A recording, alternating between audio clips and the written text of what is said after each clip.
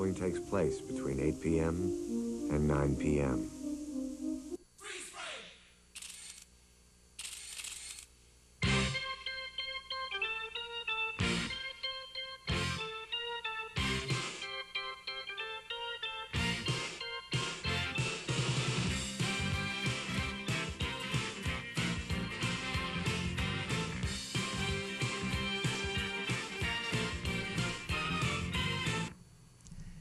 And hello, here we are. Kind of a different opening, but we always dare to be different here at Time Out for Sports Talk. We welcome you to a very special Patriots playoff edition of our show. We're here live on Wednesday, January 16th. I'm Todd Bloniarz, and the gentleman who was on the screen and will be again in moments will be Howie McClallen. That's a scary thought, isn't it? There you are.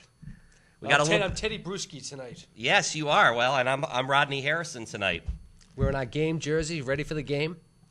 We're all set? Yeah, and, I guess it's as good a segue as any, but based on the jerseys we're wearing, I mean, you're Bruschi, I'm Harrison. I don't think, based on the news we heard earlier today, neither one of us at this moment wants to be Randy Moss. Is certainly we don't know the whole story, but let's just put it this way: his reputation certainly taking a little bit of a hit today as a temporary restraining order was placed on Moss by a woman. I guess he's known for a long time. This is breaking news. It happened earlier today, so I guess we might as well lead with it, as they like to say in the business. Yeah. Well, like we were just talking about a few minutes ago, benefit of the doubt. I mean, right at the moment, yeah, I'm happy to give it to him only because he's had a reputation, but his reputation always been football related for the most part.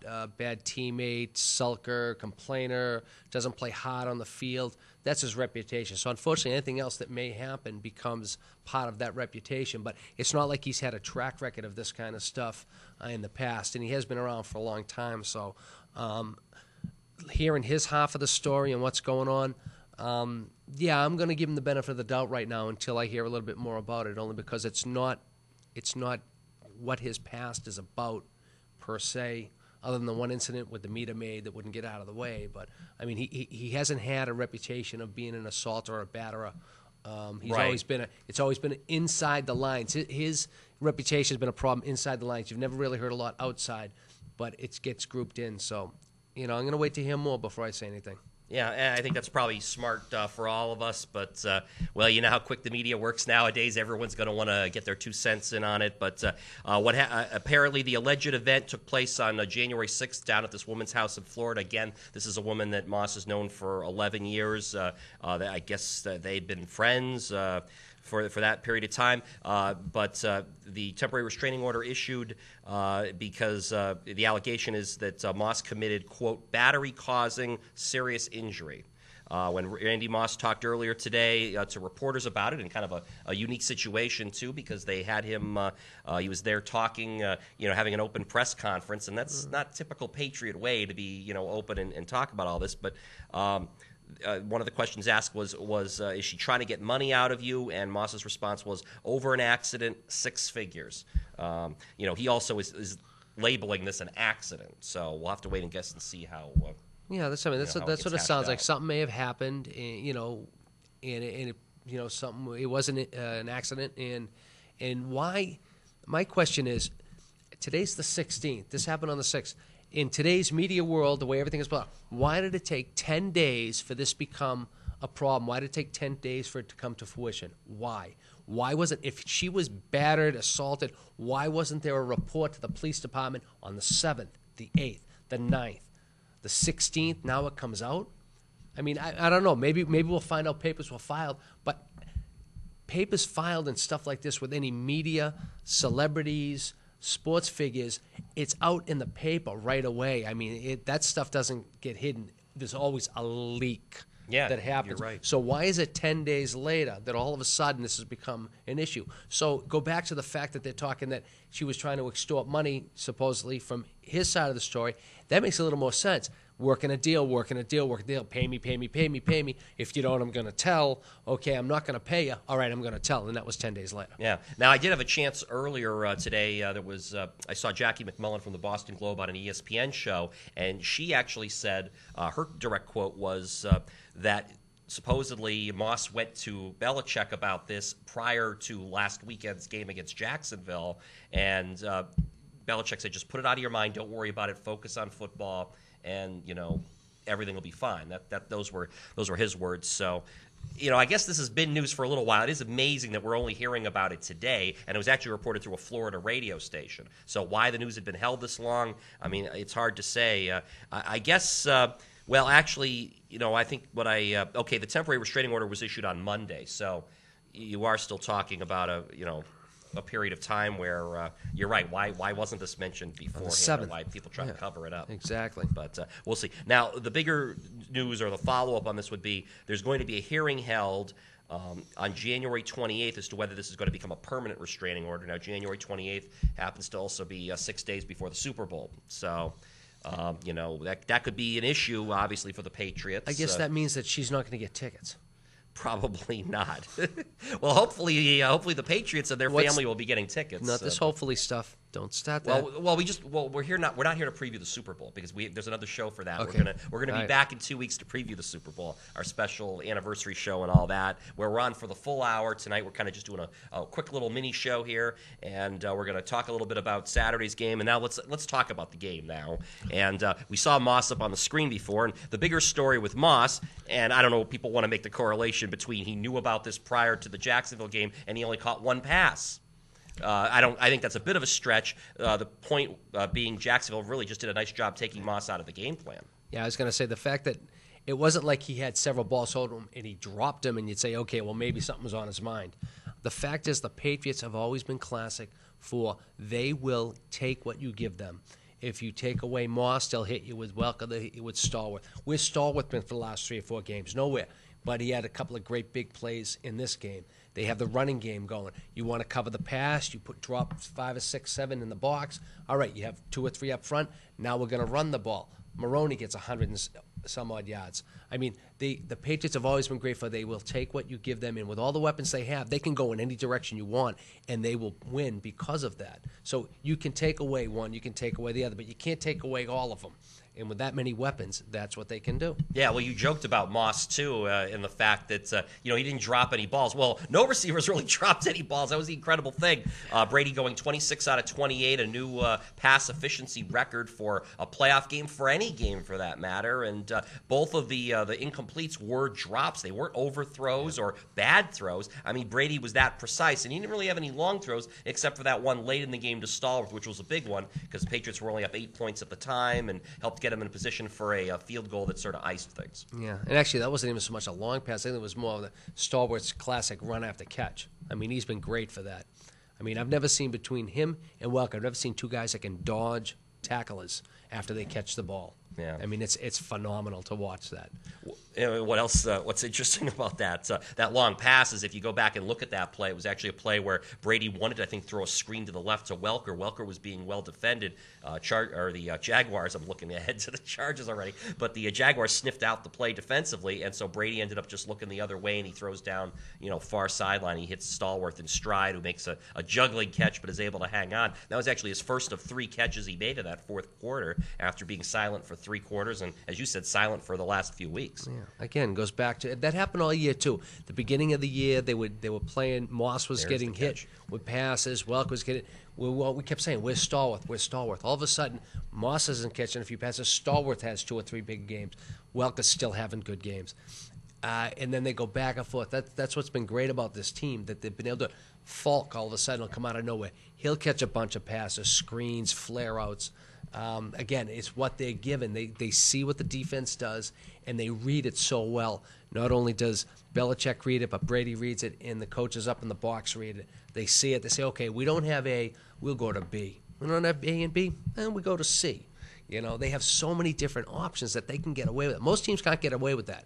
We can get away with that. We can go to option D and E and still be better than most teams A and B, because that would be Gaffney and Kyle Brady, which are pretty decent options. Yeah, but even Gaffney, how many games did he have some big catches in? Sure. It's like all of a sudden he's playing. I'm waiting for Kelly Washington to come out in the AFC Championship. He hasn't caught a pass or receive all year to come out and get 120 yards and 2 touchdowns because they don't know where he is. They don't know who he is anymore. You know what they're saving him for? They're saving him for that special teams fake punt play where he's going to flank out to the side and go long. And don't laugh. Well, the only problem with that play not working is Chris Hansen, the punter, doesn't get on the field enough times to be able to make that play work. Well, he's got plenty of time to practice passing on the sidelines. He does indeed. But it really was an incredible game Saturday night. Patriots taking care of the Jaguars 31-20. And, we do have to say this. We have to give the Jaguars their due because they really did play a very tough game, especially in that first half. The very first drive of the game, they marched down the field and score, and they had a couple of other long drives in the game as well. And they really, they looked good, and they kind of, at least for the first half, met the Patriots kind of, drive for drive, score for score, punch for punch. Yeah, and it was funny, too, because I know before the game we were talking that, and I think we talked on the show last week, too, that there's no way they're going to lose if they have to throw 40 times in the game.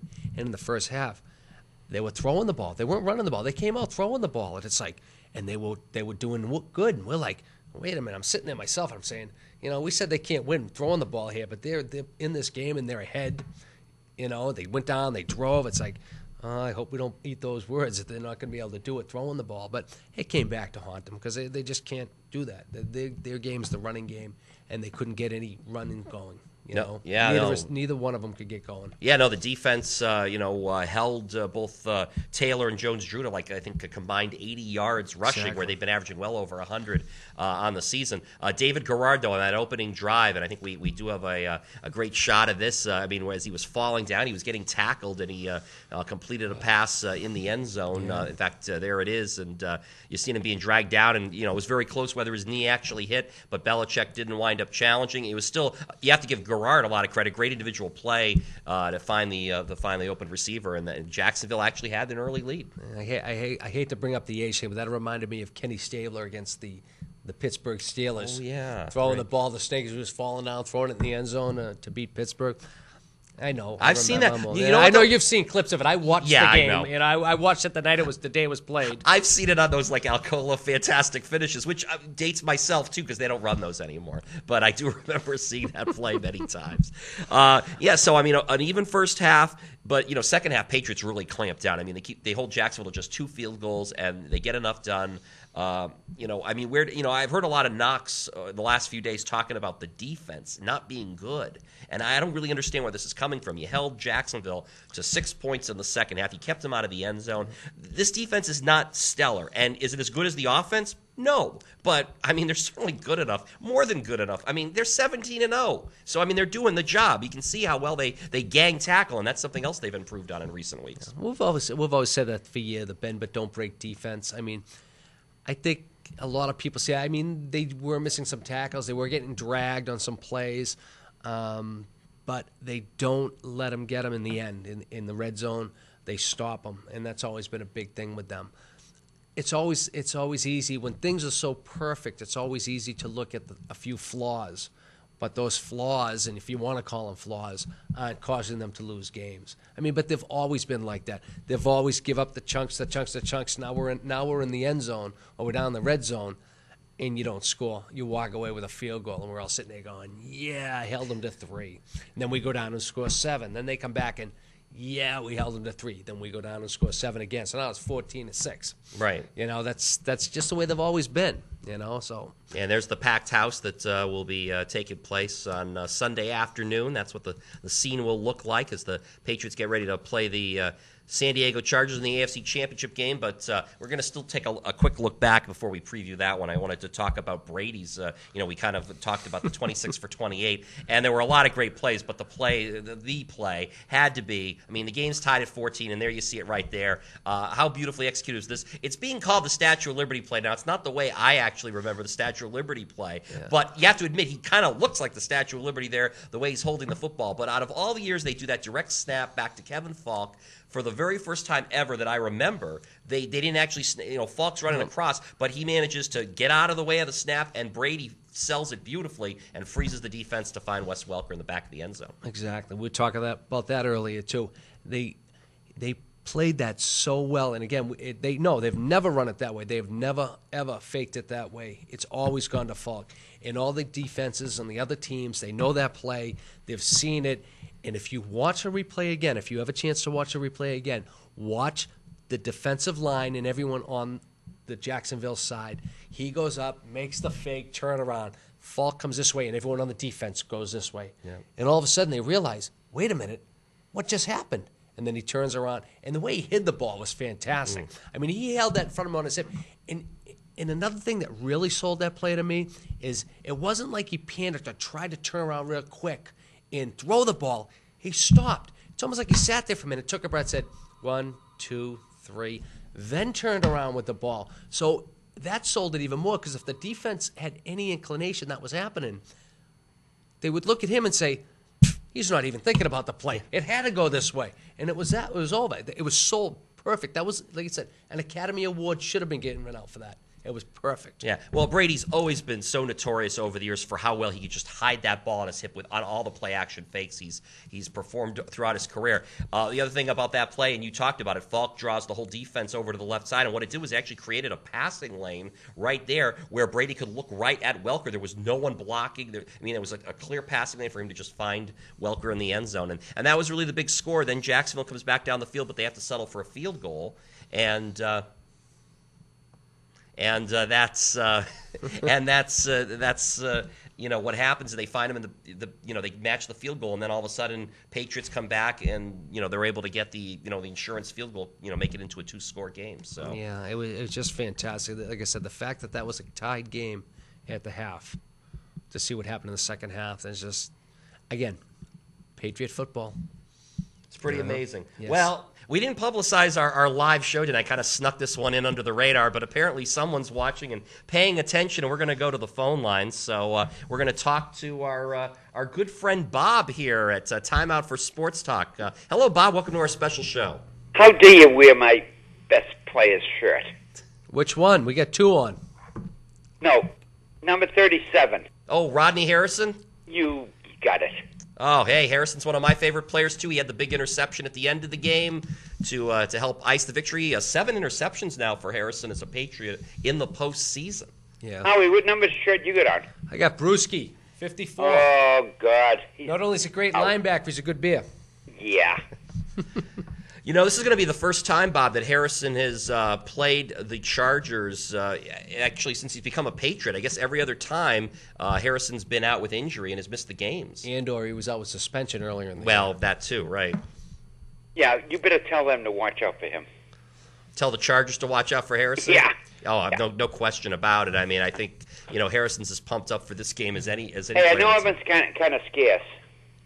I haven't talked to you guys. Yeah, well, how are you doing, Bob? I'm doing good.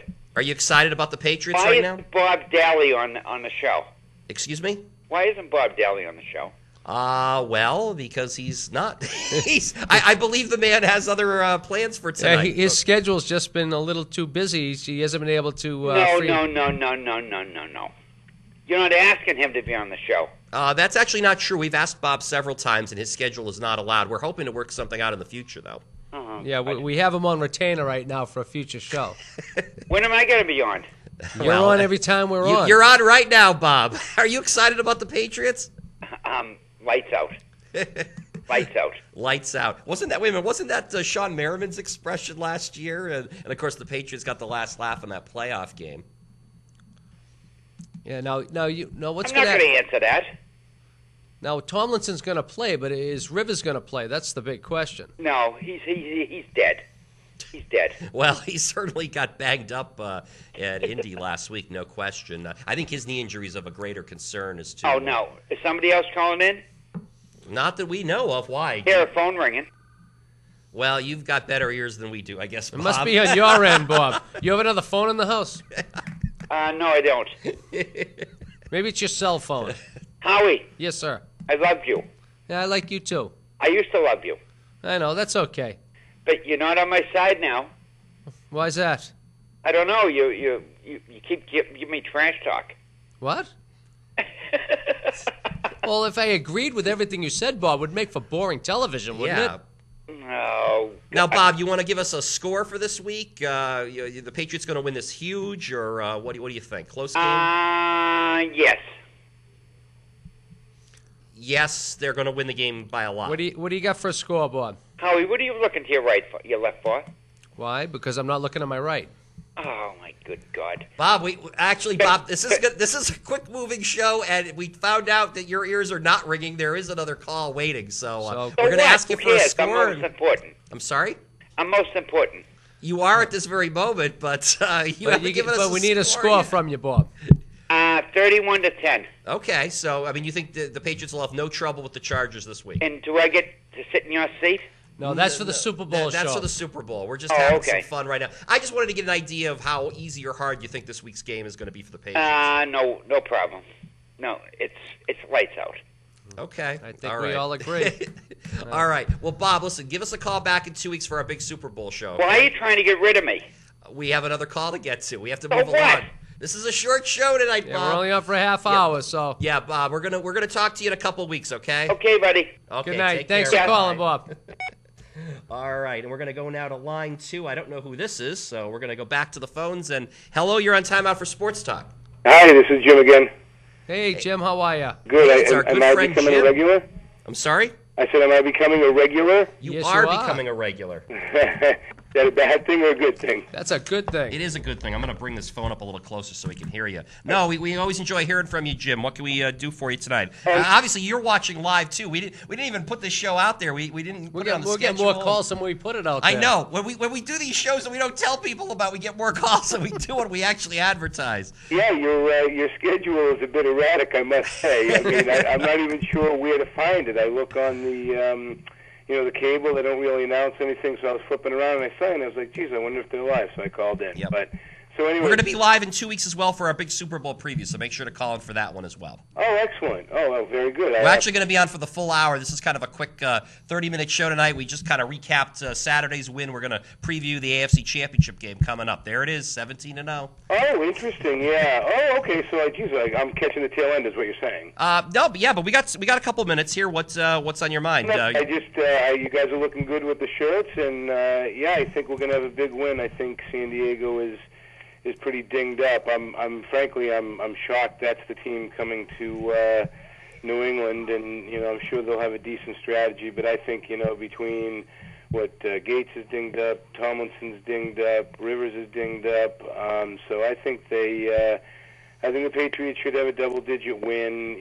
It'll be hard fought, but I'm thinking something like I don't know, maybe 34-14 or something like that.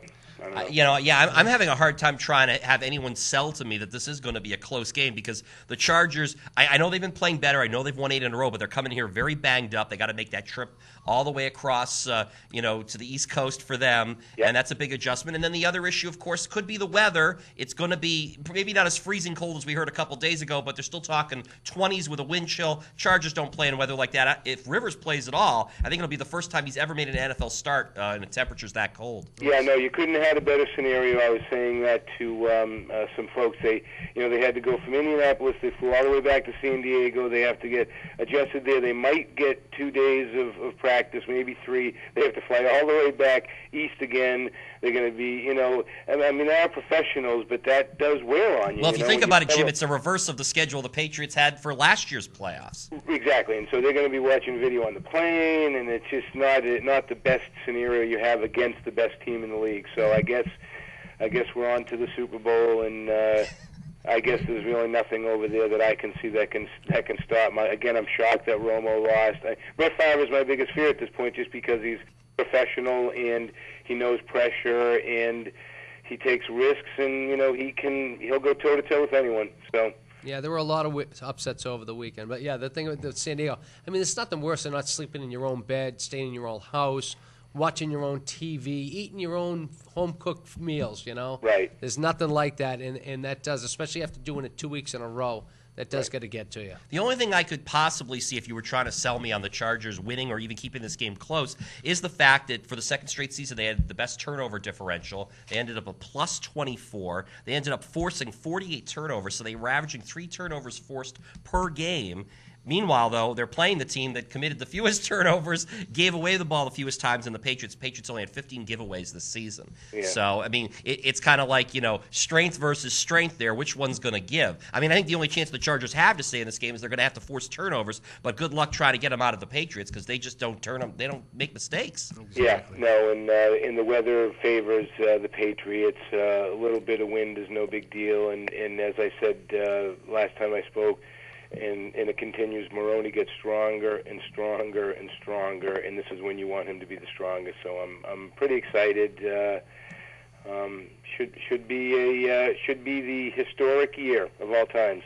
Could be. You could have some friends over, have a big gathering in front of the TV to watch the game. Or I think I'll be very low key for both of them. I maybe a little superstitious. I don't know. I think. If you would ask me that in the first or second, maybe even the third, but I think I'll be very reserved in this one. I really do. Not me. I'm a yellow screamer at the TV. I drive the kids and the wife crazy. They usually want me to get out of the house. Well, yeah, I know that firsthand. I've watched games with Howie. I know they're used to it. No, I'm the same way. I yell at TV. They're used to it, so it's fine, and it's preferred. That's probably why I don't have a lot of people over. Well, I just make sure I'm surrounded by people who do the same thing, and then it's all right. Yeah, exactly. Well, listen, guys, I'm glad I caught you, and I'll talk to you in a couple of weeks. This year, I'm going to get the prediction right, so I can be the guest on the show. There you go. You know the rules. It's great hearing from you, Jim. We'll talk to you in 2 weeks. Enjoy the game. All right, bye-bye. Bye-bye. Okay. Well, a couple nice surprises tonight. Actually, before as we're winding down, one of the things I want to mention, we still have the stocking here. The stocking being hung on the desk with care. I know we're well into January now, but there it is. As you can see, there is still room left in the stocking. We have the 16-0 regular season. We have the divisional playoff win over Jacksonville. But as you can see, there's still plenty of room in that stocking, and I have a feeling it's going to get filled more as we move on here through the month of January. I'm looking forward to filling it up. We are indeed. Of course, again, just looking ahead to Sunday, again, I'm trying to look at reasons why this might end up being a close game. And every time I look at it, I mean, again, unless the Chargers can force a lot of mistakes, and we've seen how near perfect Brady is. And by the way, Brady's going to be going for his 100th career win as a starting quarterback on Sunday. And I'm looking forward to it. The only thing that I can see that San Diego could do, if they can get the mentality to think that they have an opportunity to knock off the undefeated team, get some revenge for last year, celebrate on our field like we did on theirs, and to, just show that they did what we did to them last year. To me, that's the only motivational factor I can see, and that's the only way, if they can put enough in their mind to do it. But I don't think they can. Yeah, and they're playing with a lot of, they're talking a lot of swagger here. They're showing a lot of swagger. You'd think they would learn. I mean, Igor Olshansky, one of their defensive linemen, I don't know what he was thinking. Yeah, right after the game, he was going, Patriots better watch out. Hasn't he read before what happens when you do this? What is wrong with that man? I mean, the Patriots obviously don't need bulletin board material this year, but they'll take it where they can get it. Oh, yeah. It just makes it that much better. Yeah, it really does. No question about it. I mean, like I said, I'm seeing this one in a cakewalk myself. I had to give a score. I'd probably say something like 35-14. Yeah, I was going to say 34-17. I just don't see it happen, especially if Rivers doesn't play. Yeah, Billy Volek, I mean, hey, give him a lot of credit. I mean, the fact that he was able to lead the team in that fourth quarter drive, and give North Turner credit, they didn't shy away. They didn't run a more conservative offense with Volek in there. Of course, also Michael Turner, who could be playing in for Tomlinson. You see him on the left of your screen. He's not bad. He had 71 yards rushing on Sunday against the Colts. I mean, really quick, though. I mean, when you look at that game, I almost think the Colts lost that game a little bit more than the Chargers won it. Manning has 2 chances in the closing minutes to lead his team down the field. I was fully expecting at least one of those 2 times he was going to make that happen, because he's done it so many times before, and you would have had of course, the classic, Patriots-Colts matchup that, a lot of us wanted to see. Yeah, I mean, it's the same thing. When they got the ball back with 2:01 left, I'm like, oh, no, they gave him the ball, left time left. Forget it. It's over. Manning's going to come down and score. That's exactly what I said. And like I said, the fact that it happened at 2:01 was like giving them an extra timeout. Yeah. It's like perfect. They had a perfect scenario there to just go down and win the game, but they didn't. And I was like, I'm shaking my head going, I don't believe what I'm watching.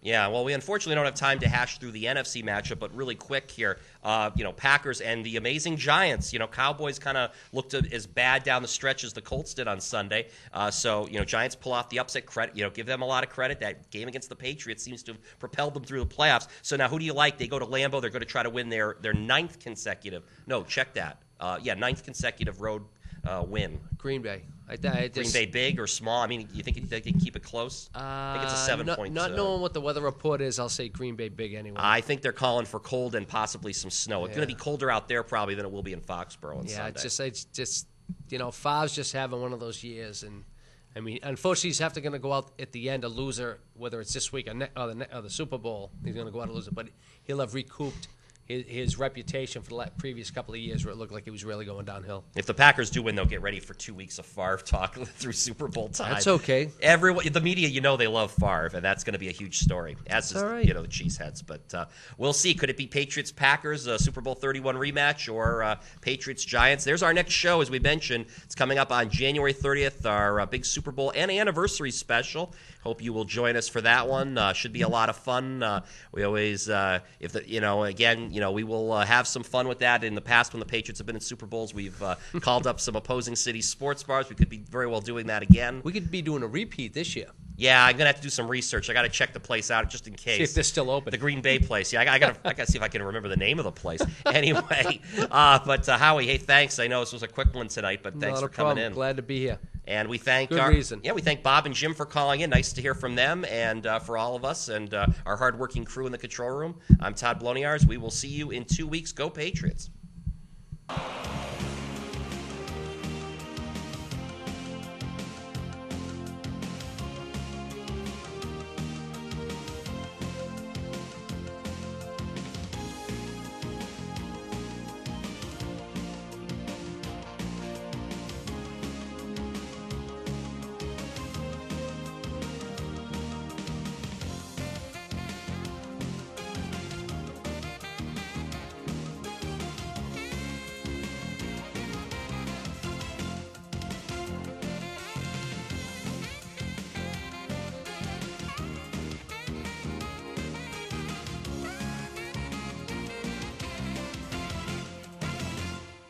Darn, that's the end.